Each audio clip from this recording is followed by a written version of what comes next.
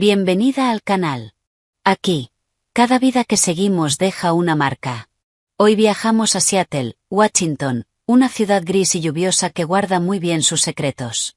Vamos a seguir la historia de Isabel R.S., una arquitecta de 39 años y madre de gemelas, que pasó 2 años sin ver a sus propias hijas después de que su exmarido la destruyera en el tribunal utilizando documentos falsificados. Lo que Graham no sabía era que la enfermedad de una de las niñas revelaría una verdad dentro de una habitación de hospital que él nunca podría controlar. Quédate hasta el final. Si te vas antes, te vas a perder la mejor parte. Pero antes de empezar, asegúrate de formar parte de nuestra familia aquí en el canal, y cuéntanos en los comentarios desde qué rincón del país o del mundo nos estás viendo. Empecemos. Eran las 6:47 de la mañana de un martes de agosto cuando el teléfono de Isabel R.S. vibró sobre su mesa de dibujo, donde había dormido menos de 3 horas. Estaba en Portland, Oregón, sola en una oficina que olía a café rancio y papel de impresora, con planos extendidos sobre cada superficie de trabajo. La Torre Morrison. 6 meses de cálculos estructurales, especificaciones de acero y reuniones interminables con inversores. Todo se reducía a planos que representaban un contrato de $28 millones, suficiente para salvar el estudio de arquitectura en quiebra que compartía con su socio, Marcus Morrison. A las 5 de la mañana, ya había renunciado a dormir y había vuelto a su mesa de dibujo. No porque amara tanto el proyecto, sino porque cuando su mente estaba ocupada, dejaba de pensar en todo lo demás. Y todo lo demás, en ese momento, tenía nombres: Sophie y Ruby, sus hijas gemelas de 10 años, a quienes no veía desde hacía 732 días. El número en su celular tenía un código de área de Seattle. Casi no contesta. Señora R.S., la voz al otro lado de la línea era calmada, con esa urgencia específica que solo los médicos saben mantener al mismo tiempo. Soy la doctora Sarah Bittman, del Hospital Infantil de Seattle. Llamo por su hija, Sophie. Isabelle sintió como la sangre abandonaba su rostro. ¿Qué pasó? ¿Está herida? Sophie fue ingresada en nuestra sala de emergencias esta madrugada.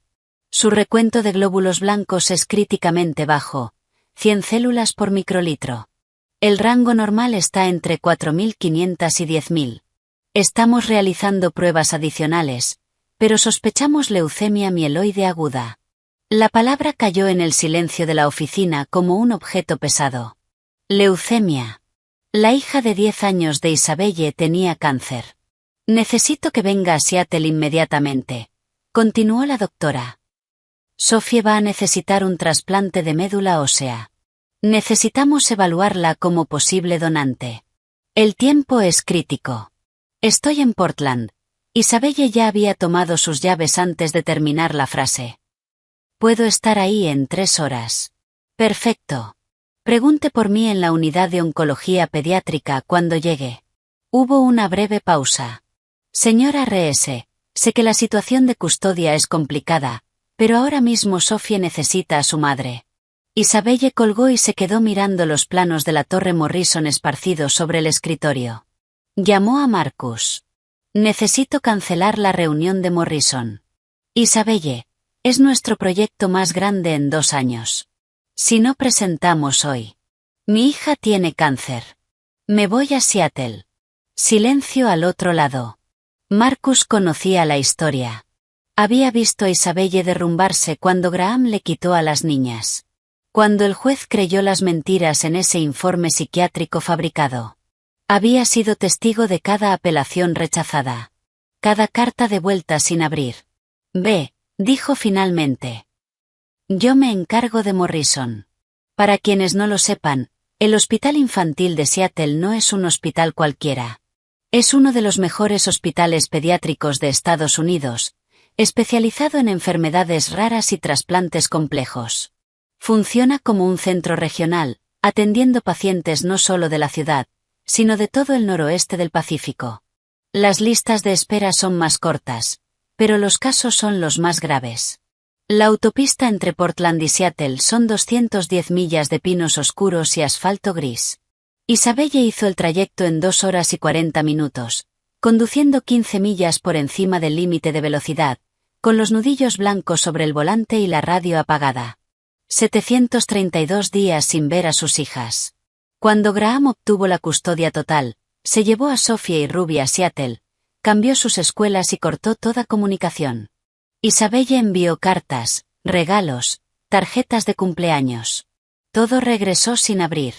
El juez había creído un informe psiquiátrico firmado por un médico, Martin Strauss, que declaraba que Isabelle sufría de trastorno bipolar, dependencia al alcohol e inestabilidad emocional que ponía en riesgo a las niñas. Nada de eso era cierto. Pero Graham era un abogado carismático y convincente, y ella era una madre soltera intentando sostener un estudio lleno de deudas. La balanza nunca estuvo equilibrada desde el principio. Y ahora Sophie estaba enferma. Durante los últimos 2 años, Isabelle intentó contratar abogados. 3 rechazaron el caso sin siquiera leer los documentos. Graham Pierce era socio en uno de los bufetes más respetados de Seattle, y nadie quería sentarse en el lado opuesto en una sala de tribunal. El cuarto le pidió un anticipo que ella no tenía. Dejó de intentarlo.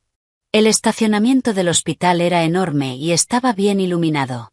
Los pasillos eran de un blanco intenso, con olor a alcohol etílico y esa mezcla particular de esperanza y desesperación que solo existe en pediatría.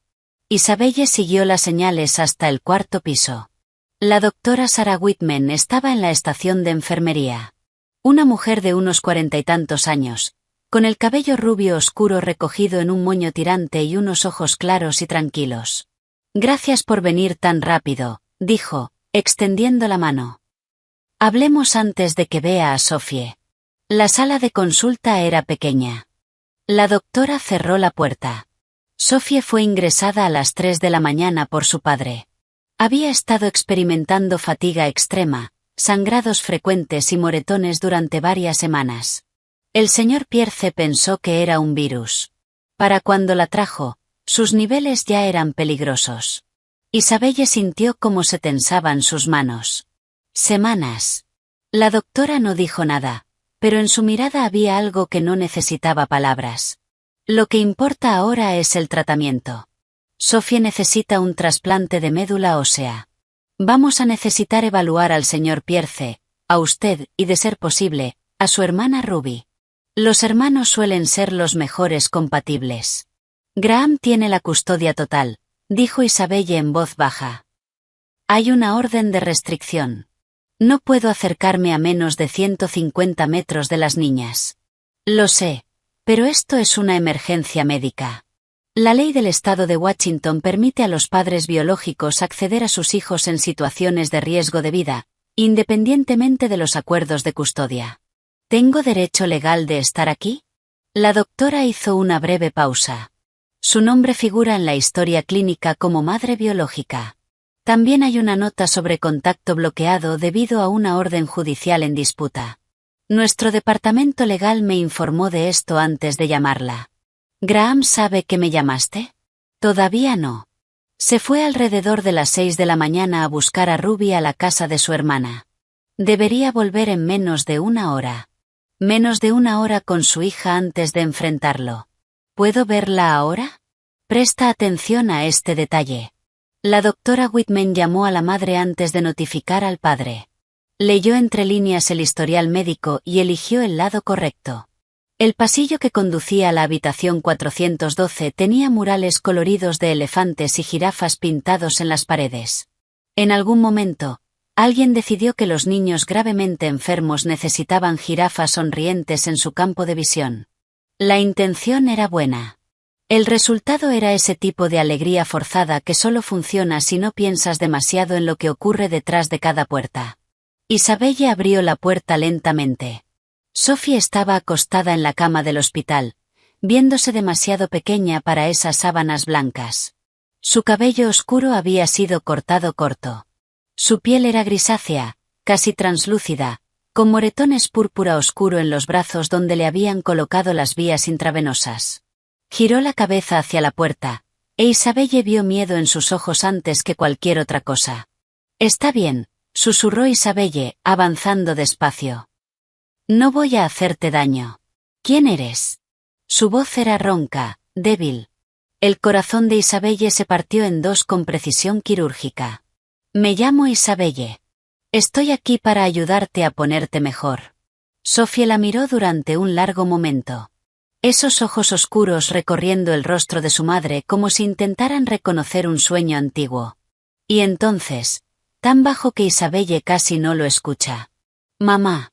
No pudo contener las lágrimas. Sí, mi amor. Soy yo. Sophie se quedó en silencio un segundo. Papá dijo que te fuiste porque ya no nos querías. No era el momento. No era el momento para dejar que la rabia hablara más fuerte que el amor. Isabelle se sentó en la silla junto a la cama, tomó la pequeña y fría mano de su hija entre las suyas y se quedó así, en silencio por un instante. Porque a veces la presencia es lo único que las palabras no pueden reemplazar. Yo nunca me fui, dijo finalmente. He intentado volver todos los días desde que me separaron de ustedes. Antes de que Sophie pudiera responder, la doctora Whitman apareció en la puerta con expresión urgente. Señora R.S., el señor Pierce acaba de llegar con Ruby. Está exigiendo saber por qué usted está aquí. Isabelle esperó en la sala de conferencias mientras Graham acomodaba a Ruby en la habitación de Sophie. 30 minutos que se sintieron como 30 años. Cuando él entró, casi no lo reconoció. 2 años atrás, Graham Pierce era el tipo de hombre que vestía trajes caros y sonreía a los jueces como si les estuviera haciendo un favor. Ahora, a los 45 años, parecía más pequeño de alguna manera. Tenía más canas. Las líneas alrededor de su boca eran más profundas. Pero sus ojos eran los mismos. Fríos. Calculadores. Los ojos de alguien que trata a las personas como piezas de ajedrez. No se sentó. Se quedó de pie al frente de la mesa, con los brazos cruzados, mirándola como si fuera algo que había pisado por accidente. ¿Qué demonios haces aquí? Seamos claros, este hombre acaba de atravesar un hospital con una hija gravemente enferma, y lo primero que hace es arrastrar a la madre a una sala para intimidarla. Un sentido de prioridades impecable. Sophie necesita un trasplante de médula ósea, dijo Isabelle con una calma que le costaba todo. La doctora Whitman me llamó porque soy una posible donante. Tienes una orden de restricción. No puedes estar a menos de 150 metros de mis hijas. Nuestras hijas. Y esto es una emergencia médica. La doctora Whitman entró antes de que él pudiera responder. Su expresión era completamente profesional y absolutamente inquebrantable. Señor Pierce, la señora R.S. tiene razón. La ley del estado de Washington garantiza el acceso de los padres en situaciones de riesgo de vida, independientemente de las órdenes de custodia. Sophie necesita un trasplante. Debemos evaluar a todos los posibles donantes. Eso incluye a ambos y, preferiblemente, a Ruby. Graham miró a la doctora por un segundo. Luego volvió a mirar a Isabelle, mostrando esa sonrisa que ella había aprendido a temer durante su matrimonio. Bien. Háganme las pruebas. Pero quiero algo a cambio. Hizo una pausa. Si soy compatible y dono, quiero la custodia total y permanente de ambas. Sin visitas, sin acuerdos compartidos. Isabelle firma la renuncia definitiva a sus derechos parentales. El aire abandonó la habitación. No puedes, empezó Isabelle. Claro que puedo, su voz era suave, como vidrio roto. ¿Quieres salvar a Sophie? Esas son mis condiciones. La doctora Whitman se quedó en silencio por un momento. Entonces, señor Pierce, voy a ser muy clara. Lo que usted está describiendo es coerción médica. Si intenta utilizar la enfermedad potencialmente mortal de su hija para manipular acuerdos de custodia, lo denunciaré inmediatamente a Servicios de Protección Infantil y al Comité de Ética de este hospital. ¿Me ha entendido? Hagamos una pausa aquí. En Estados Unidos, usar la necesidad médica de un menor como moneda de cambio en una disputa de custodia se considera extorsión y constituye abuso infantil.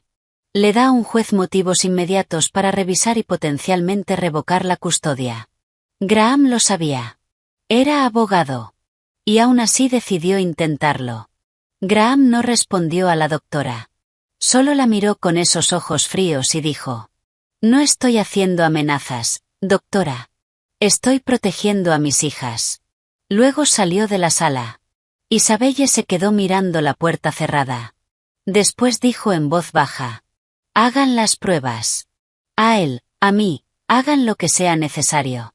Sophie es lo primero. Las pruebas de compatibilidad tomaron 20 minutos.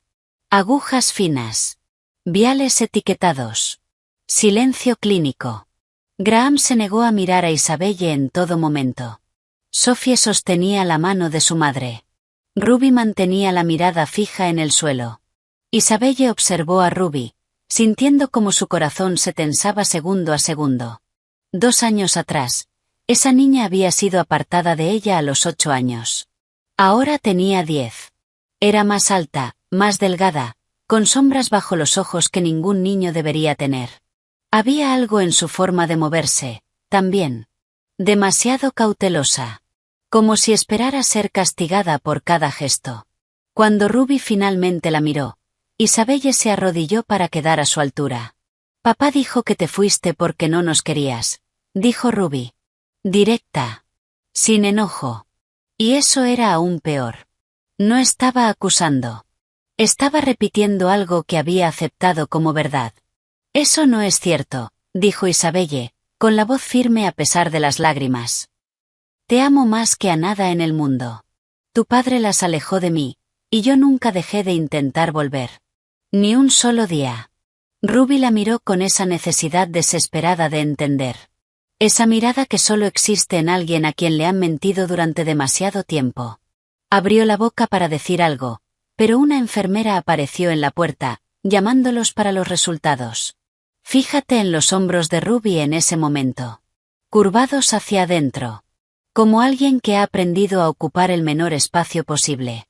Una niña de 10 años no nace así. Eso se aprende. Y lleva tiempo. 2 horas se convirtieron en 4. Isabelle estaba sentada en la cafetería del hospital con una taza de café que se había enfriado sin ser tocada. Marcus le envió un mensaje diciendo que los inversores de la Torre Morrison amenazaban con retirar sus $2,8 millones, el dinero que podía salvar la firma. Ella no respondió. El café seguía ahí, frío, intacto. El testigo más honesto de esa cafetería. A las 5 de la tarde, la doctora Whitman llamó a todos a su oficina. Graham llegó acompañado de una mujer que Isabelle no conocía. De unos 30 y tantos años, rubia, impecable, con la mano apoyada en su brazo como marcando territorio. Graham la presentó simplemente como Stephanie. Sin apellido. Sin explicación. La doctora Whitman ignoró su presencia con una elegancia ensayada. Tengo los resultados preliminares de compatibilidad. La doctora miró a Isabelle, luego a Graham. Isabelle, no eres compatible. Graham, tú tampoco eres compatible. El silencio se volvió pesado. ¿Y Ruby? Preguntó Isabelle. Ruby es compatible en un 50% con Sophie, lo cual es lo esperado entre hermanas. La doctora hizo una pausa, mirando la tableta en su mano con una atención distinta. Sin embargo, hay algo inusual en los marcadores genéticos de Ruby. No coinciden con el patrón esperado según el perfil genético de Graham. Graham frunció el ceño. ¿Qué significa eso? Significa que necesitamos realizar un panel genético más completo esta misma noche. Puede haber factores adicionales que debamos explorar antes de continuar. Fue cuidadosa con cada palabra. Isabelle lo notó. Graham también. Y este detalle importa, porque un abogado no escucha marcadores inusuales sin empezar a calcular. Isabelle vio ese cálculo encenderse en sus ojos incluso antes de que hablara. Giró lentamente y miró a su exesposa, entrecerrando los ojos. ¿Qué hiciste, Isabelle? No hice nada. Pero su voz titubeó, porque en ese momento, por primera vez en 10 años, un recuerdo que había enterrado tan profundamente que casi se había convencido de que era una invención, comenzó a salir a la superficie. Junio de 2015. La doctora Whitman dio por terminada la reunión antes de que Graham pudiera insistir. Pidió a todos que descansaran. Graham se fue sin decir otra palabra, con Stephanie siguiéndolo como siempre, a su sombra. Isabelle se quedó. Doctora Whitman, dijo en cuanto la sala quedó vacía. ¿Qué es lo que no me está diciendo? La doctora cerró la puerta de la oficina. Señora R.S., necesitamos hablar en privado. ¿Puede quedarse después de cenar? Puede parecer un detalle menor, pero no lo es. Superfecundación heteroparental. 2 óvulos liberados en el mismo ciclo, fecundados por 2 hombres distintos en menos de 48 horas. Gemelas con padres biológicos diferentes. Es real. Es extremadamente raro. 1 en cada 400 nacimientos de gemelos. Y casi nunca se descubre, a menos que se realice una prueba de ADN por otra razón, como la búsqueda de un donante de médula ósea. Eran más de las 8 de la noche cuando la doctora llamó a Isabelle nuevamente a la oficina. Los pasillos del hospital estaban en silencio. Sophie y Ruby dormían, vigiladas por las enfermeras del turno nocturno. Solo estaban ellas dos. Y la verdad que Isabelle aún no estaba preparada para escuchar. La oficina era pequeña, llena de revistas médicas y diplomas enmarcados. La doctora le indicó que se sentara y cerró la puerta con cuidado. Señora R.S., aceleré el análisis de ADN utilizando un protocolo de emergencia permitido por la Ley Médica de Washington en situaciones de riesgo de vida. Hizo una pausa. Los resultados son complejos. Isabelle apretó los apoyabrazos de la silla. Dígamelo directamente. La doctora giró el monitor hacia ella. Gráficos, números, marcadores genéticos, columnas que Isabelle no sabía leer, pero que, de alguna forma, ya entendía. Primero, las buenas noticias. El ADN mitocondrial confirma que usted es la madre biológica de Sophie y Ruby. No hay ninguna duda. ¿Y las malas? La doctora sostuvo su mirada. Graham Pierce no es el padre biológico de ninguna de las dos. La habitación comenzó a girar. Eso es imposible. Graham y yo estábamos juntos cuando quedé embarazada. Estábamos comprometidos. Yo nunca. Hay más. La voz era firme, pero suave. Sophie y Ruby tienen padres biológicos distintos. Isabelle la miró fijamente. Padres distintos. Son gemelas. Son gemelas dicigóticas, no idénticas. 2 óvulos diferentes fecundados por espermatozoides de 2 hombres distintos. Hizo una pausa. Existe un fenómeno raro para esto. Se llama superfecundación heteroparental. El silencio que cayó en la habitación duró demasiado. Isabelle cerró los ojos. Y ahí estaba. Junio de 2015. Ella y Graham llevaban semanas discutiendo. Él quería que dejara su trabajo en el estudio de arquitectura. Quería controlar su agenda, la boda que había organizado sin consultarle. Toda su vida, como si ella fuera un proyecto que él estuviera gestionando. Un jueves por la noche, todo explotó. Isabelle dijo que no estaba segura de casarse. Él la llamó desagradecida y la acusó de seguir enamorada de Julian Reed. No estaba completamente equivocado. El viernes había una gala de networking en el Museo de Arte de Portland. Isabelle fue sin Graham. Necesitaba espacio. Y Julian estaba allí. Julian Reed. El arquitecto. El hombre al que había amado antes que a Graham. El hombre que le había propuesto matrimonio 3 años antes y había recibido un no porque ella eligió su carrera. Luego conoció a Graham. Y Julian desapareció de su vida. No habían hablado en meses. Pero esa noche, frente a una pintura de Rothko, con demasiado vino y una nostalgia pesada por la vida que había decidido no vivir, hablaron. Sobre trabajo. Sobre decisiones. Sobre las versiones de sí mismos que habían dejado atrás. E Isabelle cometió un error. Un error que enterró tan profundo que terminó convenciéndose de que nunca había sucedido. A la mañana siguiente volvió con Graham, pidió perdón y dijo que sí a la boda. Intentó olvidar a Julian. 2 semanas después, descubrió que estaba embarazada. 2 meses después, se casó. Siempre creyó que las gemelas eran hijas de Graham. Nunca lo cuestionó. No tenía razones para hacerlo. Era lógico. Estaba comprometida con él. Había vuelto con él. Las niñas eran suyas. Hasta ahora. Señora R.S., la doctora la devolvió al presente. Sé quién es el otro padre, dijo Isabelle en voz baja. Se llama Julian Reed. La doctora asintió lentamente. Necesitamos contactarlo. Si es el padre biológico de una de las niñas, podría ser compatible. ¿Tiene alguna forma de comunicarse con él esta noche? No he hablado con él en 10 años. Entiendo que esto es difícil, pero Sophie se está quedando sin tiempo. Isabelle pensó en Sophie. Pequeña. Pálida. Su mano fría entre las suyas. Pensó en aquello que había intentado olvidar. Y luego pensó en Julian. El hombre al que había herido. El hombre que no tenía idea de que podía tener una hija en el mundo. Lo voy a llamar. Intento mantenerme neutral aquí, pero hay algo muy específico en un hombre que, al escuchar que podría tener un hijo, no pregunta si es cierto, sino cuando tiene que estar. Quédate con ese detalle. La sala de espera estaba vacía. Las luces fluorescentes zumbaban suavemente. Isabelle miró el número en la pantalla de su teléfono durante largo rato. Nunca había podido borrarlo en 10 años. Siempre lo había considerado una debilidad. Esa noche, se sentía como otra cosa. Marcó. Un tono. 2. 3. Hola. Su voz era exactamente la misma. Esa calma particular de alguien que no necesita demostrar nada a nadie. Julian, dijo ella, con la voz quebrándose antes de poder continuar. Soy Isabelle. Necesito tu ayuda. Hubo una pausa larga.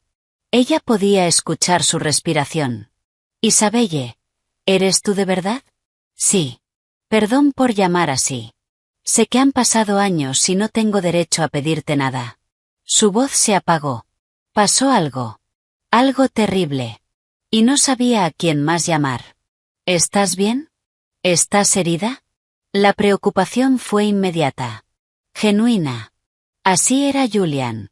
Siempre poniendo al otro primero, incluso después de todo. No estoy herida. Pero, Julian, tengo hijas gemelas. Tienen 10 años, y una de ellas, Sophie, tiene leucemia. Necesita un trasplante de médula ósea. Hubo otra pausa más larga. Dios mío, Isabelle, eso es terrible. Pero, ¿por qué me estás llamando? Ella cerró los ojos. Porque el hospital hizo pruebas de ADN para encontrar un donante, y descubrieron algo que yo no sabía. Las gemelas tienen padres biológicos distintos. Es raro, pero sucede, y una de ellas. Tomó aire profundamente. Una de ellas podría ser tu hija. De esa noche, junio de 2015. El silencio que siguió fue el más largo de su vida. Julian, yo no lo sabía. Te lo juro, no lo supe hasta hoy. Si lo hubiera sabido. Estoy aquí. Su voz era baja, sorprendida, pero firme. ¿Me estás diciendo que podría tener una hija? ¿Y que tiene leucemia? ¿Y qué podría ser compatible para el trasplante? Los médicos dicen que si eres el padre biológico, hay un 50% de probabilidades de compatibilidad. Es mucho mejor que buscar un donante no relacionado en el registro. Silencio. Ella casi podía sentirlo organizando cada pieza de información de esa forma metódica que siempre lo había caracterizado. Pieza por pieza. Sin dejar que nada se le escapara. ¿Cuándo necesitas que esté allí? Para el viernes, para las pruebas. Pero. Estaré en Seattle, la interrumpió suavemente. Trabajo como arquitecto aquí ahora. Puedo estar en el hospital mañana a las 10 de la mañana. Isabelle sintió como algo se descongelaba dentro de su pecho por primera vez en días. Julian, no sé cómo agradecerte. No tienes que hacerlo. Su voz era serena. Si es mi hija, si hay alguna posibilidad, quiero ayudar. Te veo mañana. Colgó. Se quedó sentada en el silencio vacío de la sala de espera, con lágrimas cayendo por su rostro sin intentar detenerlas. Mañana, Julian Reed volvería a entrar en su vida. Mañana, enfrentaría las consecuencias de una noche que había intentado olvidar durante una década. Mañana, Graham descubriría una verdad que nunca había previsto. Pero esa noche, por primera vez desde que el teléfono sonó a las 6:47 de la mañana, sintió algo que casi había olvidado. Esperanza. Sophie podría tener una oportunidad. Y a veces, una sola oportunidad es todo lo que necesitas. Para la mañana del miércoles, Isabelle no había dormido realmente en 26 horas. Estaba en la cafetería del hospital, con un café que ya se había enfriado por segunda vez, cuando lo vio entrar. Julian Reed. 42 años. Su cabello oscuro tenía hilos plateados en las sienes que no estaban allí una década atrás. Sus hombros eran más anchos de lo que recordaba. Su rostro estaba un poco más marcado, como suele pasar con las personas que trabajan duro y piensan aún más. Vestía jeans y un suéter verde oliva, en lugar de los trajes a medida que Graham siempre prefería. Y había algo en esa simple elección que lo decía todo sobre la diferencia entre los dos hombres. Sus ojos color avellana la encontraron desde el otro lado de la sala. Cálidos. Firmes. Caminó hacia ella sin prisa. Se sentó frente a ella como si los 10 años de silencio fueran solo una ventana abierta que ahora cerraba con naturalidad. «Hola», dijo. Durante un momento, ninguno de los dos pudo decir nada más. «¿Estás bien?», preguntó. 3 palabras.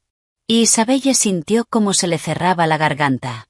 Porque Graham nunca había sido el tipo de hombre que empezaba por ahí. Graham entraba a las habitaciones exigiendo respuestas. Julian entraba preguntando si todos estaban bien. «No», admitió ella. «No lo estoy». Él extendió la mano y apretó la suya por un segundo. «Sin cálculo. Sin condiciones. Cuéntame todo». Y ella lo hizo. La leucemia de Sophie. La prueba de ADN. La revelación de la superfecundación heteroparental. El descubrimiento de que Graham no era el padre biológico de ninguna de las niñas. Y la noche de junio de 2015 que había intentado enterrar para siempre. Se lo contó sin suavizar nada. Sin pedir perdón. Después de cada frase, la voz de la doctora Whitman resonaba en su mente. Sophie se estaba quedando sin tiempo. Y la verdad era más urgente que la incomodidad. Julian escuchó sin interrumpir. Sin acusar. Cuando terminó, él permaneció en silencio durante un largo momento. «¿Por qué no me lo dijiste cuando supiste que estabas embarazada?» «Porque creía que eran hijas de Graham. Volví con él ese mismo domingo. 2 meses después nos casamos. Cuando supe que estaba embarazada, ni siquiera se me cruzó por la cabeza que pudiera ser de otra persona». Lo miró. No sabía que esto era biológicamente posible hasta ayer. Julian asintió lentamente, procesando cada detalle como ella recordaba.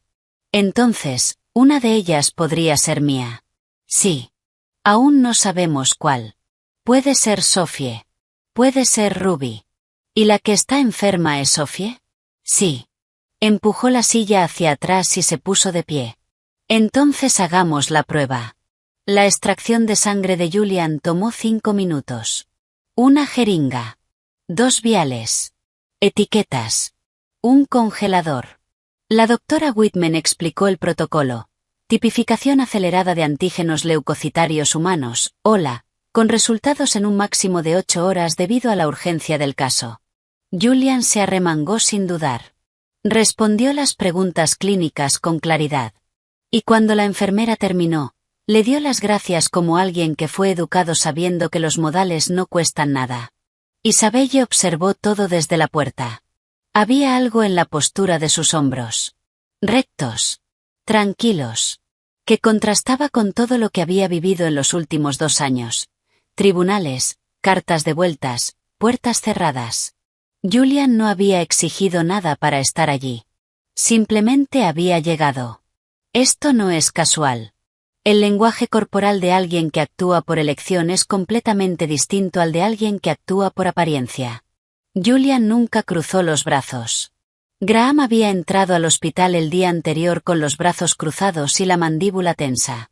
La postura de alguien que defiende territorio. Julian había entrado a la cafetería con las manos abiertas sobre la mesa. La postura de alguien dispuesto a ayudar. A las 6 de la tarde, la doctora Whitman los llamó nuevamente. Isabelle y Julian se sentaron uno al lado del otro. No se tocaban. Pero había algo en la distancia medida entre ellos. Ambos inclinándose ligeramente hacia el centro. Como dos imanes que aún no decidían qué hacer. Ya tenemos los resultados. La doctora abrió el expediente. Julian, tienes una compatibilidad de 5/10 con Sophie. Eso es típico en una relación padre-hija. Eres compatible para el trasplante. Isabelle cerró los ojos. Julian exhaló lentamente. Entonces soy su padre, dijo en voz baja. El ADN lo confirma. Usted es el padre biológico de Sophie. Él se giró hacia Isabelle. Ella lloraba sin poder controlarse. ¿Puedo conocerla?, preguntó. A las 9 de la noche, la doctora abrió la puerta de la habitación 412. Isabelle entró primero. Sophie estaba despierta, con un libro en el regazo, los ojos atentos a pesar de su debilidad extrema. Sophie, hay alguien que quiero que conozcas. Julian entró despacio. E Isabelle presenció ese fenómeno raro, imposible de medir científicamente. El momento exacto en que alguien se reconoce en un rostro que nunca ha visto. Los ojos expresivos. La forma de la nariz. La manera en que Sophie sonreía apenas de lado. Todo venía de Julian. Tan claramente que resultaba casi imposible que no lo hubiera notado en 10 años. Hola, Sophie, dijo él con esa voz suave. Me llamo Julian. Sophie lo observó con la seriedad particular de alguien que ha aprendido demasiado pronto a no confiar fácilmente en los adultos. ¿Eres mi papá de verdad? Julian miró a Isabelle. Ella asintió. Lo soy, dijo él, con la voz quebrándose. Lo soy. Sophie guardó silencio un segundo. Entonces, ¿me vas a dar tu médula ósea? Si tú quieres, sí. Me va a doler un poco a mí.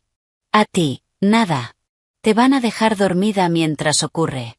Sophie lo pensó con la practicidad de una niña que ya había enfrentado cosas mucho más aterradoras que una aguja. Está bien, dijo. Y luego, tan bajo que apenas fue un susurro. Gracias. Julian tomó su mano, tan pequeña dentro de la suya, y se quedaron así, hablando en voz baja, mientras Isabelle salía al pasillo. Porque hay cosas que merecen existir sin espectadores. Contexto importante. En un trasplante de médula ósea, al donante se le extrae médula del hueso pélvico bajo anestesia. Duele durante unos días, como un moretón profundo. El receptor recibe primero quimioterapia de alta dosis, y luego las células sanas se administran por vía intravenosa. La recuperación lleva semanas. La tasa de éxito con un donante haploidéntico, es decir, compatible al 50% como un padre, ha mejorado mucho en los últimos años, situándose entre el 70 y el 80%. El jueves por la mañana, la doctora Whitman llamó a Isabelle para una conversación que ella no esperaba. Tenemos que hablar de Ruby. Estaban en una pequeña oficina del tercer piso. La doctora abrió su tableta con el cuidado de quien sabe que lo que va a mostrar va a doler. Hicimos un chequeo estándar previo a la donación a Ruby. Isabelle se tensó. La doctora hizo una pausa. Ruby no puede ser donante. Isabelle parpadeó. Pero dijiste que es compatible en un 50%. Genéticamente, sí. Físicamente, no. La doctora giró la tableta hacia ella. El índice de masa corporal de Ruby es de 15,2. Para una niña de su edad, el mínimo absoluto necesario para garantizar seguridad bajo anestesia y recuperación es 16,5. Hizo una breve pausa. Pesa 60 libras. El mínimo para un donante pediátrico es 70. Su hemoglobina está en 9,8. Necesitamos al menos 12.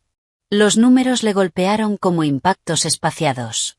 Tiene 10 años, dijo Isabelle. Exacto. La mayoría de las niñas de 10 años pesan bastante más que Ruby. Isabelle la miró fijamente. ¿Qué estás diciendo? Isabelle, estos valores indican desnutrición severa. El silencio que llenó la sala fue más frío que antes. ¿Cuánto tiempo ha estado Ruby bajo la custodia exclusiva de Graham? 2 años. La doctora dejó la tableta sobre la mesa. Su expresión había cambiado. Ya no era solo una médica. Había firmeza en su mandíbula. Hemos documentado signos de estrés crónico durante la evaluación de Ruby. frecuencia cardíaca irregularmente elevada, patrones de conducta compatibles con trauma prolongado, dificultad para confiar en adultos, retraimiento. Hizo una pausa. Y pesa 60 libras. Isabelle sintió como la rabia y el dolor chocaban dentro de su pecho como dos trenes en la misma vía. Graham había privado de alimento a su hija. Ella no había estado allí para protegerla. Y él había usado ese tiempo para vaciar a una niña de 10 años desde adentro. ¿Qué pasa ahora? Su voz salió más dura de lo que pretendía. Ruby no podrá donar. Pero Julian es compatible y, como te dije, las tasas de éxito son muy buenas. Tenemos motivos para ser optimistas. La doctora sostuvo su mirada. En cuanto a Ruby, lo que acabas de escuchar me obliga a presentar un informe inmediato a Servicios de Protección Infantil. Isabelle asintió. Lo sé. ¿Tienes abogado? Ya no. Necesitas uno. Esta semana. Isabelle salió de la oficina y fue directamente al baño del pasillo. Cerró la puerta con llave. Abrió el agua fría. Mantuvo las manos bajo el chorro durante demasiado tiempo, mirando su propio reflejo sin reconocerse. 2 años. Graham había tenido 2 años con Ruby. Y había usado cada uno de esos días, de forma metódica, para vaciar a esa niña. El hambre. El aislamiento. La mentira repetida cada mañana, que su madre se había ido porque ella no valía lo suficiente. 60 libras. Isabelle se quedó allí hasta que pudo volver a respirar. Luego se secó las manos, enderezó los hombros y salió nuevamente al pasillo.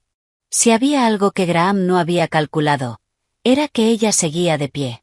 Ese mismo día, a las 4 de la tarde, el teléfono de Isabelle sonó con un número desconocido.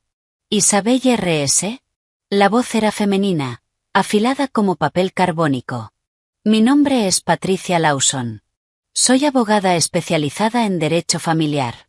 He estado siguiendo tu caso durante 2 años. Si necesitas ayuda para enfrentarte a Graham Pierce, llámame. Creo que podemos ganar. Isabelle miró el teléfono. ¿Cómo sabes de mi caso?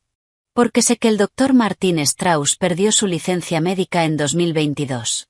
Un año antes de firmar el informe psiquiátrico que Graham utilizó para quitarte a tus hijas. El suelo pareció moverse bajo sus pies. Hagamos una pausa. En Estados Unidos, un psiquiatra cuya licencia es revocada no puede ejercer ni emitir informes válidos legalmente. Usar un documento médico falso o inválido en un juicio de custodia constituye perjurio y fraude procesal. Graham había presentado ante un juez un informe firmado por un médico sin licencia, al que había pagado para fabricar un diagnóstico falso. Y nadie lo detectó. El abogado anterior de Isabelle no tenía los recursos para investigarlo. Y ella perdió a sus hijas por eso. ¿Cuándo puedo verte? Preguntó Isabelle. Mañana por la mañana. Cafetería a 2 cuadras del hospital. Te envío la dirección. Patricia Lawson era exactamente el tipo de mujer que parece haber nacido sabiendo que el mundo intenta aplastar a quienes no tienen defensa. 50 y tantos años. Traje gris oscuro. Gafas de marco fino. Un maletín de cuero abierto sobre la mesa con una organización impecable. Cada pestaña etiquetada. Cada documento en su lugar exacto. El tipo de orden que hace sudar a cualquier abogado contrario. Cuando Isabelle llegó, Patricia ya estaba de pie. Isabelle R.S. Te estaba esperando. Se sentaron en un reservado. Patricia deslizó una carpeta sobre la mesa antes de que llegara el café. Durante 6 meses investigué este caso. Esto es lo que encontré. Abrió la primera sección. En 2022, el Dr. Strauss perdió su licencia médica por conducta poco profesional y fraude en facturación. Tengo los registros disciplinarios, la notificación de revocación y correspondencia que prueba que Graham Pierce le pagó por fuera. Isabelle miró los documentos con los ojos ardiendo. Me robó a mis hijas con una mentira. Sí. Y vamos a demostrarlo. Patricia pasó a la segunda sección. Vamos a presentar una moción de emergencia para modificar la custodia por 2 motivos. Primero, fraude al tribunal. El informe psiquiátrico es legalmente inválido y Graham lo sabía. Segundo, abuso infantil. Los registros médicos de Ruby documentan desnutrición severa, un patrón de lesiones durante 18 meses y signos de trauma psicológico crónico. Va a intentar destruirme cuando se entere. Sin duda, respondió Patricia sin pestañear. Ya está planeando usar el ADN en tu contra. Va a llamarlo fraude de paternidad. Dirá que lo engañaste durante 10 años. Esto se va a poner feo. Cerró la carpeta. Pero tenemos una respuesta para eso. Hizo una pausa. Julian está aquí para salvar la vida de su hija. Graham estaba dejando que su hija pasara hambre como castigo. Un juez verá ambos lados, y no tendrá ninguna duda de quién es el monstruo en esta historia. A las 8 de la noche, Patricia trajo a un investigador privado. Frank Bishop. Un hombre de unos 50 años, rostro curtido, libreta en mano y una mirada que no dejaba escapar nada. Escuchó todo sobre Graham. ¿Dónde trabajaba? ¿Cómo vivía? Sus hábitos. Sus finanzas. Y fue directo. Dame 3 días. Encontraré lo que está ocultando. A las 8 de la noche, la doctora Whitman llamó a Isabelle. El recuento de glóbulos blancos de Sophie acaba de bajar a 800. No podemos esperar más. Tenemos que adelantar el trasplante a mañana a las 9 de la mañana. ¿Puede Julian estar aquí a las 7 para el preoperatorio? Isabelle miró a Patricia, que la observaba con total concentración. ¿Estamos listas?, preguntó Isabelle. ¿Podemos confirmar para mañana? Este es el tramo final. Colgó. Patricia habló en voz baja. Está ocurriendo ahora, Isabelle. Todo está ocurriendo al mismo tiempo. Y era cierto. El trasplante de Sophie. La batalla por la custodia. La investigación contra Graham. Su estudio de arquitectura al borde del colapso en Portland. Todo en la misma semana. Recuerda este momento. Porque es exactamente aquí, cuando todo está en contra de una persona al mismo tiempo, donde se descubre de qué está hecha. Isabelle se levantó y tomó su abrigo. Entonces que empiece. El sábado por la mañana llegó con una alarma que no era la suya. A las 6 y 7 de la mañana, el monitor cardíaco de Sophie se quedó en línea plana. Cuando Isabelle llegó a la habitación 412, las alarmas resonaban por todo el pasillo, y la doctora Whitman estaba dentro dando órdenes al equipo de emergencia.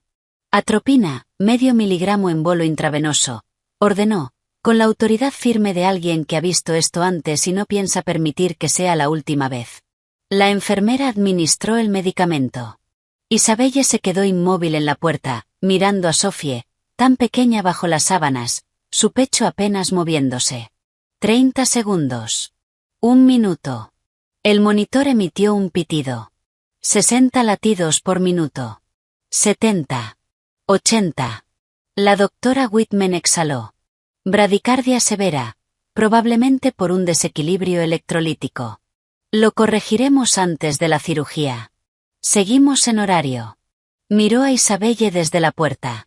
Sophie está estable. Julian se está preparando. Procedemos a las 9. Isabelle asintió. No podía hablar. A las 7 de la mañana, Julian llegó. Tranquilo. Resuelto. Como alguien que ya tomó una decisión tan firme que no deja espacio para el miedo. Antes de entrar al preoperatorio, se detuvo frente a Isabelle en el pasillo. Estoy con ella, dijo. No la voy a defraudar. Ella quiso decir gracias. Quiso pedir perdón. Quiso decir muchas cosas que una década de distancia volvía demasiado complejas para un pasillo de hospital. Solo dijo. Lo sé. Y fue suficiente. La extracción de médula ósea duró 2 horas. Isabelle esperó en la sala quirúrgica junto a su hermana Laura, que había llegado la noche anterior y no se había separado de ella desde entonces. Laura había llamado el viernes por la noche, después de ver una actualización vaga en redes sociales de un amigo en común. Estoy en el auto, había dicho. Llego antes de medianoche. No pidió permiso. No preguntó si Isabelle la necesitaba. Simplemente apareció. Así era Laura. La hermana menor con la que Isabelle había perdido contacto durante su matrimonio asfixiante con Graham. La misma que había intentado llamarla decenas de veces sin respuesta. Y que apareció exactamente cuando hacía falta, sin ceremonias. Ahora no hablaba mucho. Solo sostenía la mano de Isabelle. Y le traía cafés que se enfriaban en las sillas junto a ellas. A las 9:30, la doctora Whitman salió con ropa quirúrgica. La extracción fue perfecta. Obtuvimos suficiente médula para el trasplante. Julian está en recuperación. Estará adolorido unos días, pero está bien. Hizo una pausa. Ya transfundimos la médula a Sophie. Está siendo trasladada a la unidad de cuidados intensivos. La doctora miró a Isabelle con algo que iba más allá de lo profesional. Ahora viene la parte difícil. Esperar el injerto. Las nuevas células deben asentarse en su médula y empezar a producir sangre. Eso tarda entre 10 y 14 días. Si el recuento de glóbulos blancos empieza a subir, sabremos que está funcionando. Hizo una pausa breve. Y si no, esperamos que lo haga. A las 11 de la mañana, Isabelle entró en la unidad de cuidados intensivos. Sophie estaba en una cama estrecha. Tubos salían de sus brazos. Una máscara de ventilación cubría su rostro. Su piel era translúcida. Su cabello, apenas unos mechones. Pero el monitor sonaba con ritmo constante. Isabelle se sentó a su lado y susurró. «Vas a ponerte bien, mi amor. Julian te dio su fuerza. Ahora solo tienes que resistir».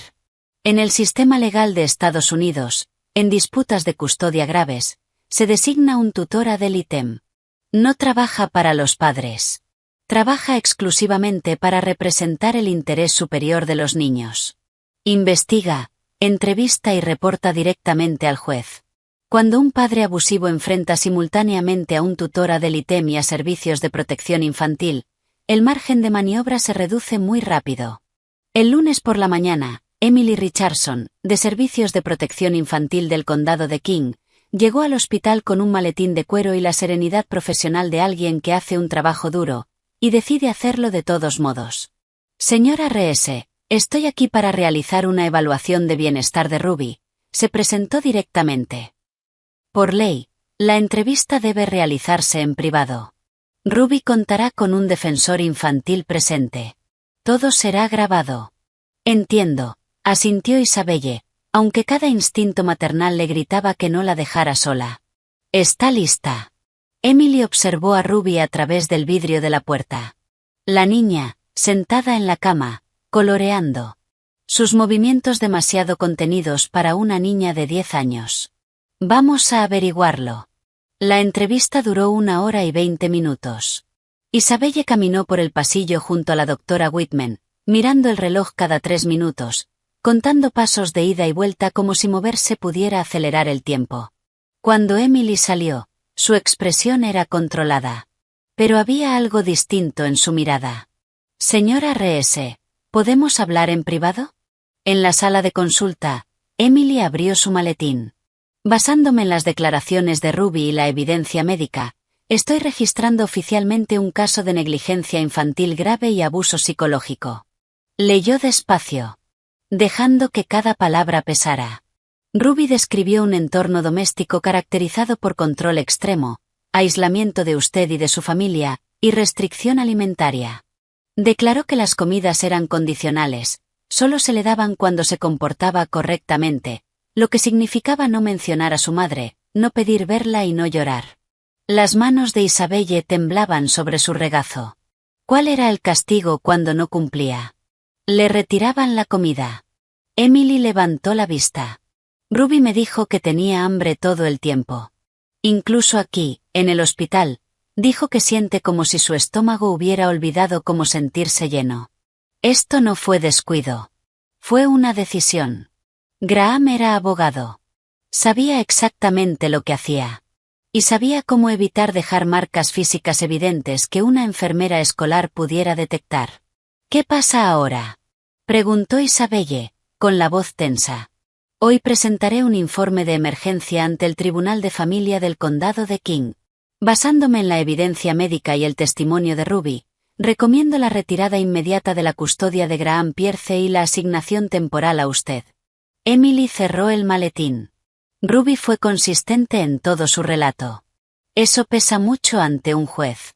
Esa misma tarde, se presentaron las mociones de emergencia. A la mañana siguiente, el juez Harold Bennett emitió una orden de protección inmediata. Graham Pierce quedó prohibido de tener cualquier contacto con Sophie o Ruby, con efecto inmediato. La custodia temporal fue transferida a Isabelle, a la espera de una audiencia completa en 14 días. Patricia llamó con la noticia. «Las recuperaste».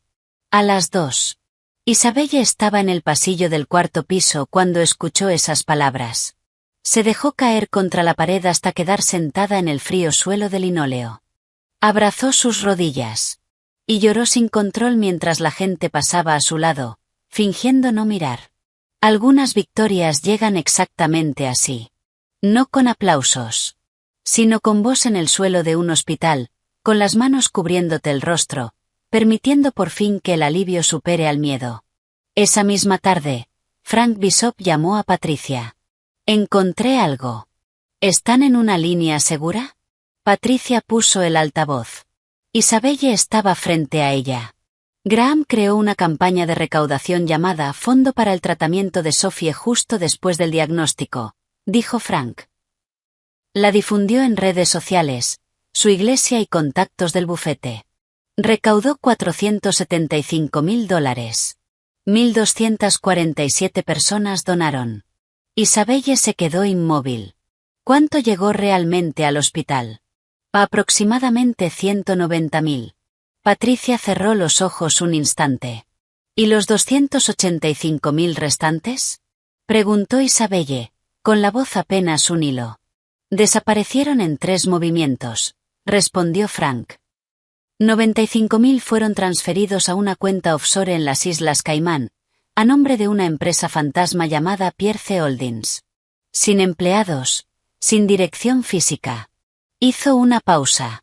Otros 125.000 se pagaron como honorarios a un supuesto doctor Leonard Klein por planificación de tratamiento especializado. Silencio. Ese doctor no existe. Revisé todas las bases de datos médicas del país. Es una identidad completamente inventada. Y los últimos 65.000, continuó, Graham se los pagó a sí mismo como gastos administrativos por gestionar la campaña de su propia hija. Nada de esto fue informado a los donantes. El silencio en la sala se volvió denso. Frank, la voz de Patricia bajó a un tono peligroso. ¿Puedes documentar todo esto en un informe formal? Dame 48 horas. Será irrefutable. Hizo una pausa. Pero hay algo más.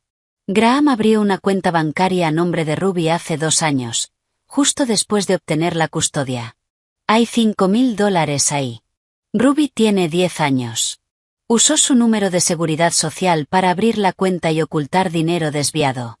Isabelle sintió como el estómago se le revolvía violentamente.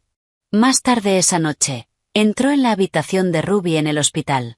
La niña estaba sentada con las piernas cruzadas sobre la cama, con una tableta prestada por una enfermera apoyada en su regazo. Cuando vio a Isabelle, la dejó a un lado. «Mamá, papá me mostró una vez una cuenta bancaria con mi nombre. Dijo que estaba ahorrando para mi universidad. ¿Eso es verdad?» Isabelle se sentó a su lado, eligiendo cada palabra con extremo cuidado. «Tu padre hizo cosas que no estaban bien, Ruby. La próxima semana vamos a hablar con un juez y le vamos a mostrar todas las pruebas. Pero lo importante ahora es que estás a salvo». Ruby guardó silencio un momento. ¿Va a venir a buscarme otra vez? Isabelle la abrazó con fuerza. Nunca más. Ruby apoyó la cabeza en el hombro de su madre. E Isabelle sintió como el cuerpo de la niña finalmente se relajaba. Liberando meses. Tal vez años de tensión. Como un resorte que por fin recibe permiso para soltarse. ¿Sabes qué es lo irónico de todo esto? Graham pasó 2 años construyendo una narrativa en la que Isabelle era inestable, peligrosa e incapaz. Y al final, el inestable era él. Desviando dinero del fondo contra el cáncer de su hija. Usando el número de seguridad social de una niña de 10 años para lavar dinero. Inventando médicos inexistentes. La diferencia entre ellos era simple. Isabelle era una madre. Graham era un gestor de riesgos intentando administrar su propia impunidad. El martes, la seguridad del hospital alertó a Patricia. Graham había sido visto en el vestíbulo principal intentando acceder al área pediátrica. La recepcionista le negó la entrada. Se fue antes de que seguridad pudiera intervenir. Patricia lo documentó y notificó al Departamento de Policía de Seattle. El jueves, volvió. Las cámaras de seguridad lo captaron acercándose al mostrador exigiendo el número de habitación de Ruby. La recepcionista se negó. Él escaló la situación. Ella llamó a seguridad. Él huyó antes de que llegaran. 2 violaciones de una orden de protección en 72 horas. Cada violación nos da más munición, dijo Patricia. Se está enterrando solo. El sábado por la mañana, la policía de Seattle llegó al lujoso departamento de Graham. Fue arrestado por violar la orden de restricción. Esta vez, el juez le negó la libertad bajo fianza. Graham Pierce permanecería en una celda del condado de King hasta su audiencia. Stephanie Cole, la mujer que había estado aferrada al brazo de Graham el primer día, envió un mensaje a Patricia 2 días después del arresto. Solo decía que había terminado la relación y que, si necesitaban algo, podían contactarla. Patricia guardó el número. Esa noche, por primera vez en 2 semanas, Isabelle y sus 2 hijas durmieron en la misma habitación del hospital sin que Isabelle despertara ante cada ruido en el pasillo para comprobar si era él. No lo era. La audiencia de custodia duró 2 días. Patricia presentó cada prueba con la precisión de alguien que llevaba meses armando un rompecabezas y finalmente tenía toda la atención del juez. La doctora Whitman fue la primera testigo. Describió el estado de Sophie al llegar. Semanas de síntomas ignorados. 7 llamadas perdidas de la enfermera escolar. 4 citas pediátricas canceladas. Luego describió el estado de Ruby con una frialdad clínica que hacía los datos aún más devastadores. Peso en el percentil más bajo para su edad. Pérdida de densidad ósea. Deficiencias severas de vitamina D y hierro. Marcadores hormonales consistentes con privación calórica crónica. El abogado de Graham intentó una defensa débil. ¿No podría ser simplemente que la niña es selectiva con la comida y tiene poco apetito? Seamos claros. Este hombre se levantó en un tribunal y usó come poco como defensa ante pérdida ósea médicamente documentada. Eso requiere audacia, o desesperación. La doctora Whitman no parpadeó. Los niños con poco apetito no desarrollan pérdida de densidad ósea ni desequilibrios hormonales. Esos son indicadores médicos de restricción calórica deliberada. No es una característica física. Es negligencia médica. Emily Richardson, de Servicios de Protección Infantil, confirmó que Ruby había descrito un entorno de control, comidas condicionadas y aislamiento psicológico. La doctora Rebecca Klein, psicóloga infantil especializada en trauma, presentó su evaluación. Ruby mostraba síntomas de trauma complejo, hipervigilancia y conducta de acumulación de comida en su habitación del hospital. Los niños que esconden comida, explicó con calma, lo hacen porque han aprendido que su próxima comida puede desaparecer en cualquier momento. Es un mecanismo de supervivencia. No se desarrolla en un entorno saludable. Luego se levantó Margaret Hoy, la tutora Adelitem. No trabajaba para Patricia. No trabajaba para Graham. Trabajaba para las niñas. Su señoría, dijo, con la voz resonando en la sala, he revisado los expedientes, entrevistado a las menores y consultado a los expertos médicos. Mi recomendación a este tribunal es inequívoca. Sophie y Ruby Reese no están seguras bajo la custodia del señor Pierce. Nunca lo estuvieron. El abogado de Graham no tenía nada que decir. $475.000 recaudados. 190.000 entregados. 285.000 desviados a través de una empresa fantasma, un médico inexistente, una cuenta offshore y la identidad de una niña de 10 años. La defensa no tenía respuesta ante los estados bancarios. El juez Bennett se quitó las gafas y miró su escritorio durante un momento que pareció eterno. Entonces Graham pidió hablar. Mira la audacia. Después de toda la evidencia, los registros médicos, las cuentas bancarias, las cámaras de seguridad. Graham Pierce creyó que podía hablar y salir de eso. Apareció en el monitor del tribunal por videollamada desde la cárcel del condado. El uniforme naranja contrastaba brutalmente con el hombre que solía vestir trajes a medida para impresionar jueces. Se veía más delgado. Pero sus ojos seguían igual. Fríos. Calculadores. Convencido de que podía controlar cualquier sala. ¿El señor Pierce desea hacer una declaración?, preguntó su abogado. Sí. Graham miró a la cámara. Amo a mis hijas. Cometí errores, pero soy el padre legal de Ruby. La crié durante 10 años. La Constitución protege los derechos parentales. No pueden romper mi relación con ella basándose en acusaciones. Patricia se puso de pie. Señor Pierce. Ruby ingresó al hospital con un peso de 60 libras, con pérdida ósea y deficiencias vitamínicas severas. Usted es abogado. Es un hombre inteligente. ¿Está diciendo seriamente ante este tribunal que no notó que su hija se estaba muriendo de hambre? La mandíbula de Graham se tensó. Era difícil con la comida. Ruby declaró ante Servicios de Protección Infantil que se le retiraban las comidas como castigo cada vez que mencionaba a su madre. ¿Eso es lo que usted llama ser difícil con la comida? Silencio. También le dijo repetidamente que su madre la había abandonado porque era una mala niña. ¿Confirma eso? La estaba protegiendo de la verdad. ¿Qué verdad, señor Pierce? Que su madre intentó contactarla más de 7000 veces y usted devolvió cada carta sin abrir. Que el informe psiquiátrico que utilizó para quitarle a estas niñas a su madre fue firmado por un médico sin licencia, al que usted le pagó $2000 por fuera. Patricia se giró hacia el juez. Eso es fraude procesal. Este hombre no es una víctima. Es el arquitecto de cada capa de engaño en este caso. Graham abrió la boca.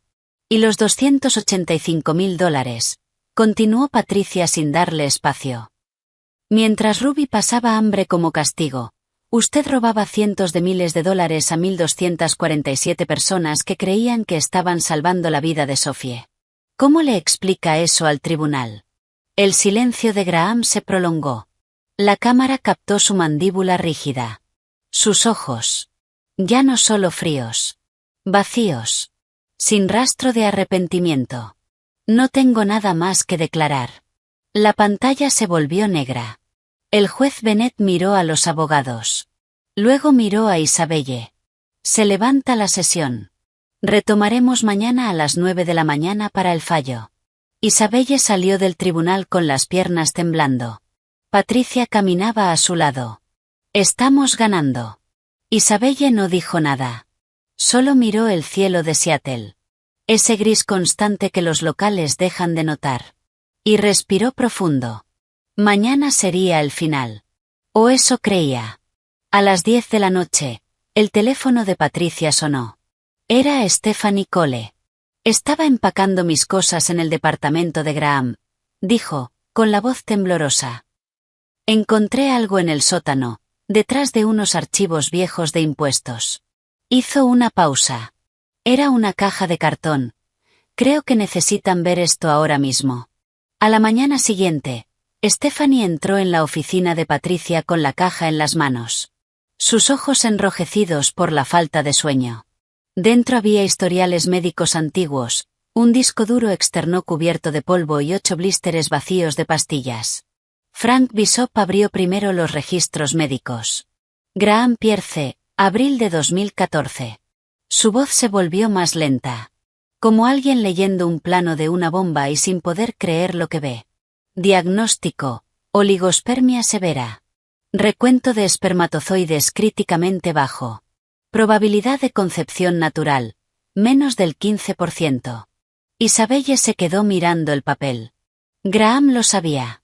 Desde hacía 11 años. Sabía que prácticamente era infértil. Y más de un año después, ella había quedado embarazada. Frank conectó el disco duro. Trabajó en silencio durante 40 minutos. Cuando levantó la mirada, tenía la expresión de un investigador que acaba de encontrar el peor escenario posible. Historial de búsqueda recuperado. Mayo y junio de 2015. Giró la pantalla. ¿Cómo sabotear anticonceptivos? Pastillas falsas idénticas a la marca original. ¿Cómo provocar un embarazo sin ser detectado? El aire pareció desaparecer de la habitación. Frank abrió un correo electrónico recuperado. Enviado por Graham a sí mismo. Fecha: 10 de junio de 2015. Pedido realizado. Nunca se dará cuenta. Una vez que esté embarazada, no podrá irse. Patricia se puso de pie lentamente. Frank, imprímelo. Luego apareció el comprobante de compra. 10 de junio de 2015. 90 pastillas placebo.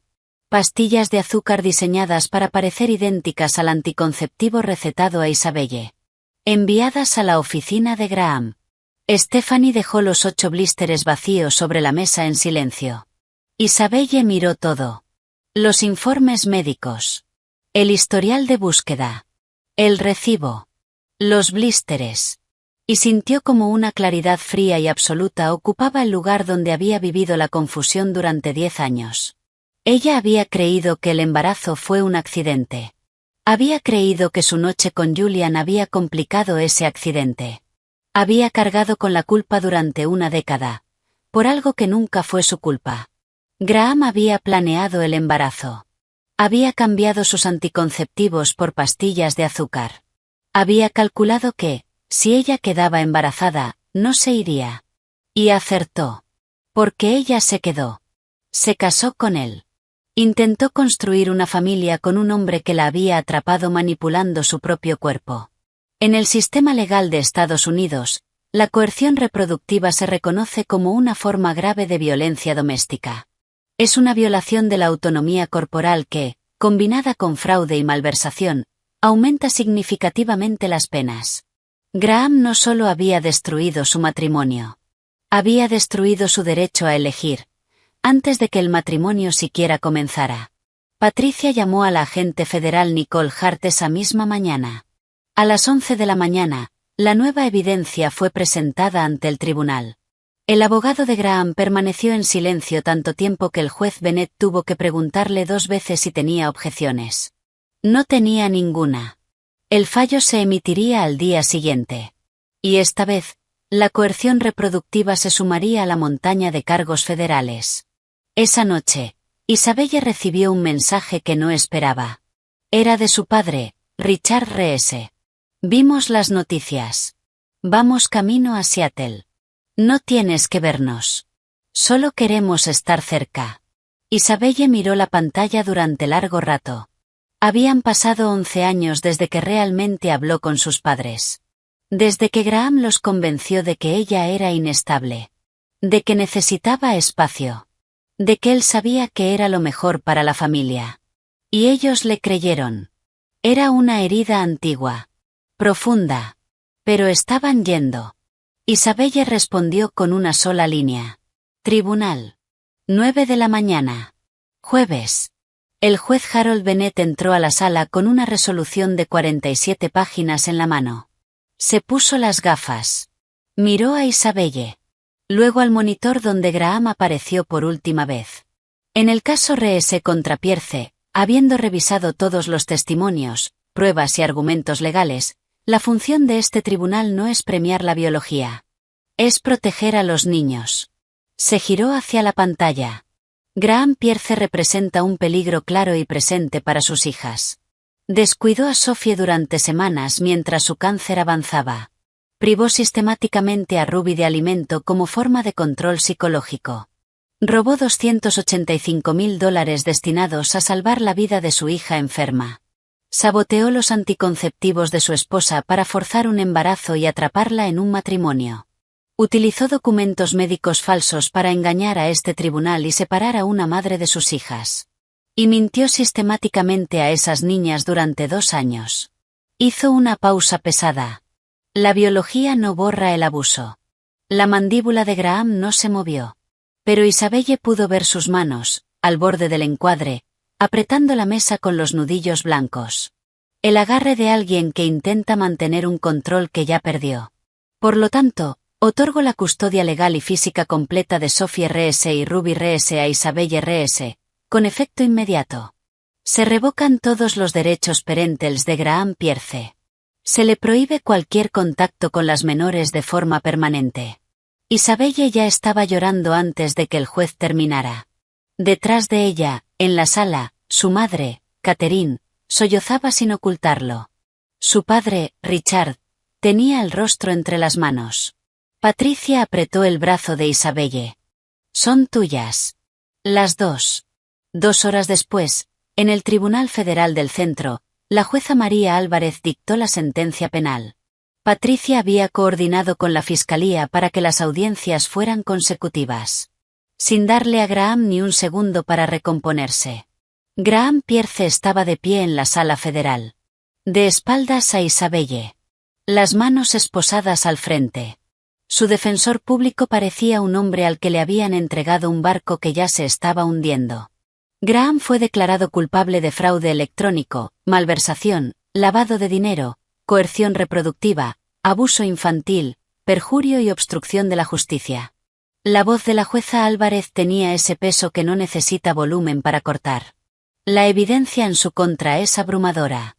Saboteó la autonomía corporal de su esposa para forzar un embarazo. Explotó a una menor vulnerable para beneficio económico. Privó de alimento a otra. Traicionó la confianza de su esposa antes incluso del matrimonio y ridiculizó el sistema judicial. Abrió el expediente. Las guías federales recomiendan una condena de 18 años. No veo ninguna razón para apartarme de ello. Lo miró directamente. Cumplirá 18 años de prisión federal, concurrentes con las condenas estatales.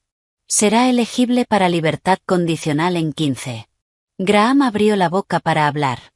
La jueza lo interrumpió.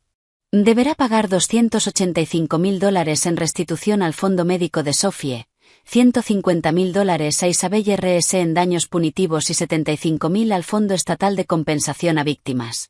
Todos sus bienes serán incautados y liquidados para cubrir estas deudas. Pausa final. Y su licencia para ejercer derecho queda revocada permanentemente. Nunca volverá a pisar un tribunal como abogado. Graham finalmente habló. Su voz había perdido toda su seguridad. Amo a mis hijas. La jueza lo miró. Usted robó a una niña con cáncer. No parpadeó.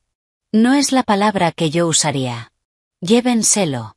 Isabelle observó cómo se lo llevaban. El sonido de sus pasos encadenados. El uniforme naranja. Los hombros que ya no estaban erguidos. No sintió triunfo. Sintió algo más silencioso. La sensación clara de una puerta pesada cerrándose para siempre. Y ella, al otro lado. A salvo. A las 3 de la tarde, volvió al hospital infantil de Seattle. Sophie y Ruby estaban en la habitación de Sophie. Sophie estaba recostada en la cama, con un libro apoyado sobre las piernas. Ruby estaba sentada sobre las sábanas. Ambas levantaron la mirada hacia la puerta en cuanto Isabelle entró. Isabelle se sentó en el borde de la cama y tomó las manos de las dos. El juez dijo que se quedan conmigo para siempre. Los ojos de Ruby se abrieron de par en par. ¿Para siempre? Papá no puede venir a buscarme. Nunca más. Estás a salvo. Ruby enterró el rostro en el hombro de su madre y comenzó a llorar. No era un berrinche infantil. Era ese llanto que nace cuando alguien ha cargado demasiado peso durante demasiado tiempo, y por fin encuentra un lugar donde soltarlo. Sophie apretó la mano de Isabelle con fuerza. Mamá. Su voz era suave. Pero había más color en sus mejillas que en semanas. Esa chispa que la leucemia había intentado apagar. Estaba volviendo. ¿Julian sigue siendo mi papá? Isabelle levantó la mirada. Julian estaba en la puerta, observándolas con esa calma firme y cálida. Ser papá es más que el ADN, dijo Isabelle suavemente. Julian quiere ser parte de tu vida. Si tú quieres. Sophie lo miró. ¿Puedes venir a mi próximo control, Julian?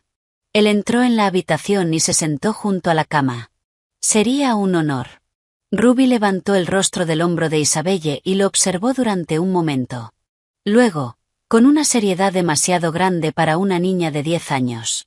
Voy a llamarte tío Julian. ¿Está bien? Él sonrió. Y fue una de las pocas veces que Isabelle lo vio con los ojos llenos de lágrimas. Más que bien. 6 meses después, la doctora Torres entró en la consulta con una sonrisa que los oncólogos solo muestran cuando tienen las mejores noticias posibles. Sophie, dijo, estás oficialmente en remisión completa. No hay células cancerígenas detectables. Los ojos de Sophie se abrieron. Entonces, ¿estoy curada? Estás evolucionando de forma excelente. Te vamos a controlar durante 5 años como parte del protocolo, pero tu pronóstico es muy bueno. El trasplante fue un éxito. Isabelle sintió la mano de Julian apretar la suya. Ruby abrazó a Sophie con tanta fuerza que casi se caen de la camilla. Y en ese momento, en una sala de hospital con paredes beige, olor a alcohol y el murmullo del pasillo al otro lado de la puerta. Algo que había estado roto durante 12 años, volvió a unirse. Ruby tenía un camino largo por delante. Las sesiones semanales con la doctora Klein continuaron durante meses. En una de ellas, a la que Isabelle pudo asistir, Ruby dijo algo que nunca olvidaría. Antes pensaba que mi papá no me quería porque yo era una mala niña. Ahora sé que el que estaba roto era él. La doctora Klein se inclinó ligeramente hacia adelante. ¿Y cómo te sientes ahora con tu mamá? Ruby miró directamente a Isabelle. Mamá es el lugar más seguro que conozco. Las pesadillas que antes despertaban a Ruby 5 veces por semana fueron disminuyendo. Luego una vez al mes. Luego menos. Se unió a un equipo local de fútbol en Portland. Hizo amigos. Aprendió a confiar otra vez. Pero en la medida correcta. Y eso es muy distinto a confiar en todos. El estudio de Isabelle sobrevivió. Marcus logró ganar tiempo con los inversores de la Torre Morrison. Ese mes firmaron 3 nuevos clientes. Y Julian propuso una fusión que dio origen a R.S. Morrison y Red Architecture. 12 empleados. Ingresos anuales cercanos a los $5 millones. Y una cultura basada en una idea simple. Las personas que cuidan de sus familias son mejores profesionales, no peores. Los padres de Isabelle, Richard y Catherine, viajaban desde Seattle todos los meses. Catherine le enseñó a Ruby a hacer galletas con chispas de chocolate en la cocina de Portland. Richard jugaba ajedrez con Sophie. Y perdía cada vez más seguido. Una noche, después de que las niñas se fueran a dormir, Richard tomó la mano de Isabelle en el sofá. Perdimos demasiado tiempo, dijo, con la voz cargada de arrepentimiento. No voy a perder ni un día más. Ella no respondió de inmediato. Algunas heridas necesitan tiempo. Pero apretó su mano. Y a veces, así es como empieza el perdón. No con grandes discursos. Sino con un gesto silencioso en la calma de un living. Graham envió 14 cartas desde prisión federal. Isabelle leyó las 2 primeras y dejó de hacerlo. Decía que estaba en terapia. Que entendía sus errores. Que quería que Ruby supiera que la extrañaba. Tal vez cuando cumplan 18, le dijo Isabelle a Patricia por teléfono. Ellas decidirán. Por ahora, las niñas estaban demasiado ocupadas siendo felices. Y eso era suficiente. Un domingo de marzo, Isabelle estaba en el patio trasero de su nueva casa en Portland organizando un asado. Julian estaba en la parrilla. Sus padres estaban allí. Marcus con su nueva pareja. Su hermana Laura. Su mejor amiga Vanessa. Todos los que se quedaron. Los que volvieron. Los que aparecieron cuando la niebla finalmente se disipó. Una amiga fotógrafa de Laura sugirió una foto familiar. Tardaron 40 minutos en acomodarse. Marcus se salía del encuadre. La novia intentaba esconderse detrás de Laura. Richard puso la mano en el hombro equivocado 3 veces antes de que alguien lo corrigiera. Las familias reales son así. Incluso las fotos perfectas son un caos. Bien, todos juntos. Sonrían de verdad. Isabelle estaba en el centro. Un brazo rodeando a Sophie. El otro a Ruby. Julian justo detrás de Sophie, con la mano apoyada suavemente en su hombro. Los abuelos a los lados. Marcus y Laura ajustándose en los extremos. Justo antes del flash, Ruby susurró. Mamá, ¿así se ve una familia feliz? Isabelle besó la cabeza de su hija. Así se ve nuestra familia. La cámara disparó. E Isabelle pensó en todo lo que había aprendido. No de un libro. No de una charla. Sino de 732 días sin sus hijas. De una enfermedad que casi se lo quitó todo. De una verdad que destruyó una mentira, y construyó algo imposible de romper. La familia no es quien aparece en un papel. La familia es quien aparece cuando importa. Julian apareció en un hospital sin dudar cuando una niña que no sabía que existía lo necesitaba. Ruby volvió a llamar mamá a alguien después de que la vida intentara borrarla de su memoria. Graham estuvo presente físicamente durante 10 años, y eligió ser cruel. La biología no explica eso. El amor sí. Mira esta historia. Y quédate con esto. Porque es la lección más importante de todas. Lo opuesto a una familia tóxica no es la soledad. Es la familia que construyes con quienes eligen quedarse. No hay fórmula mágica. Solo decisiones diarias. Una y otra vez. Incluso cuando es difícil. Especialmente cuando es difícil. Isabelle casi lo perdió todo. Y reconstruyó cada pieza. No en un día. No con un gran gesto. Sino con pequeñas decisiones valientes. Marcar el número de Julian. Firmar con Patricia. Ponerse de pie en ese tribunal con la voz temblando. Así es como cambia una vida. No de golpe. Sino una decisión valiente a la vez. Ahora te toca a ti. ¿Qué te deja esta historia? Mira tu vida. ¿Hay alguien a quien no estás protegiendo por miedo a lo que puede costarte enfrentarlo? ¿Hay una verdad que estás posponiendo porque nunca parece el momento adecuado? Isabelle esperó 2 años. No por debilidad, sino porque no tenía las herramientas. Y cuando las tuvo, las usó todas. Déjame tu reflexión en los comentarios. Leemos cada una. Y si esta historia te tocó, compártela con alguien que necesite escuchar que no está solo. Y si todavía no formas parte de esta comunidad, este es el momento. Porque cada historia que contamos deja algo que vale la pena quedarse. Y como siempre, nos vemos en el próximo vídeo.